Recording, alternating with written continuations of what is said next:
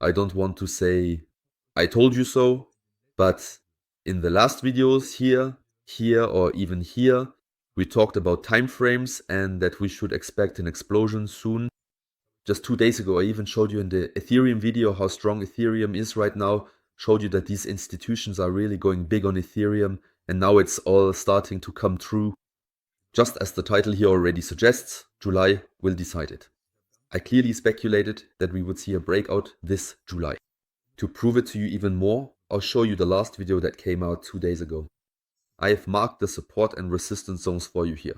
I expected a breakout, then another retest, and then a bigger breakout. Let's switch over to the chart. Take a look at this. Let's zoom out here.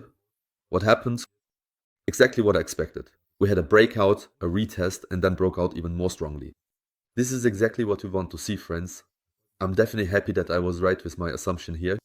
And the great thing is, guys, if you also want to benefit from these analyses, from these chart techniques, then join our VIP trading group. Everything you need to know is in the description. It's all completely free. I already told you that days ago that we could expect an all-time high in the coming days. Now, of course, the question is, what happened here? What's the reason for all this? People want an explanation. In the end, there's really not much to explain. Bitcoin follows liquidity. That's all there is to it. In this example, Bitcoin is simply following the M2 money supply. And that's why we needed another breakout now, because, I mean, just look at this M2 money supply. We also had a stagnation phase here in the M2 money supply. That's why we also had a stagnation phase here, but we also had a breakout here, and that's exactly what we're seeing now with Bitcoin. So it's really crazy how precisely Bitcoin is now tracking the M2 money supply. I really like that a lot, and that's all there is to it. Sometimes you don't even need to consider anything else here. You just have to look at the liquidity, and you know that in the future we'll reach new all-time highs. If this just continues like this, without a Bitcoin euphoria phase, we'll easily see $150,000 for Bitcoin in this cycle. That's really nice. If we look at the liquidation heat map, we can see that to the upside, we actually have quite a bit of room. To the downside, there's still some liquidity as well. That's why it definitely makes sense for the market makers to push the prices down a bit again. But that would just be a completely normal correction, which is entirely part of the process.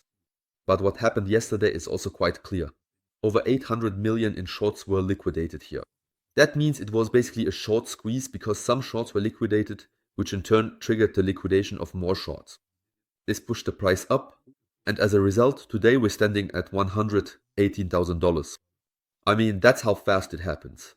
Out of nowhere, bam, on $118,000.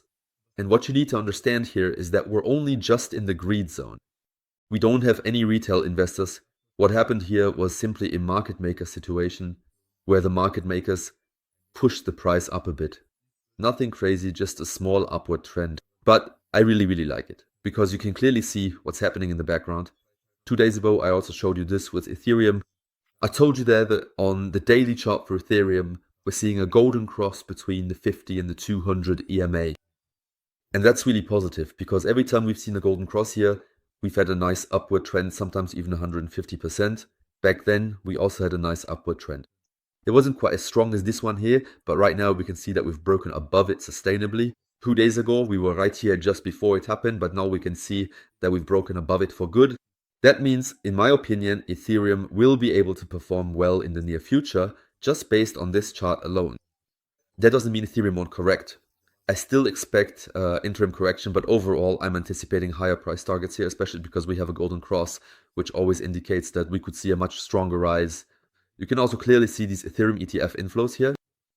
You can see that institutions are really starting to get FOMO when it comes to Ethereum.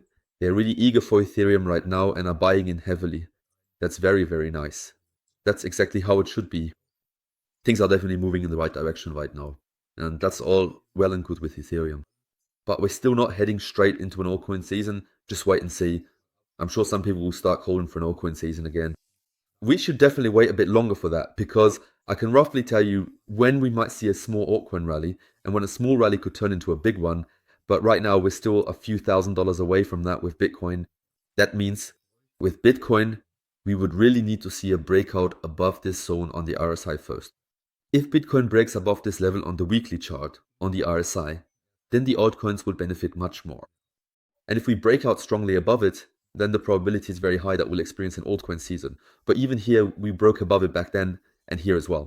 And in both cases, we already saw good percentage gains with the altcoins. You know yourselves, at the beginning of 2024, the altcoin sector was much more liquid and you could make significantly more money than nowadays.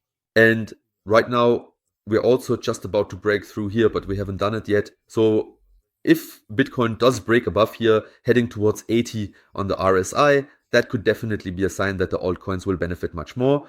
And that could also send us into an altcoin season. Not immediately, we'd have to wait. But as soon as you break above here, we know for sure that the altcoins will get a much bigger share of the pie. Because the last time we broke above here on the RSI, in this example, that's exactly when we saw this rally in the altcoins. That was the first rally, and we only reached it because we were briefly in the overheated zone with Bitcoin. And the second time we broke out here and were in the overheated zone, in this example, we saw this rally. That's why an overheated Bitcoin is extremely important for the altcoins. It's directly correlated. What I like here is that we're already close to this overheated zone. That means the altcoins can get an even bigger piece of the pie.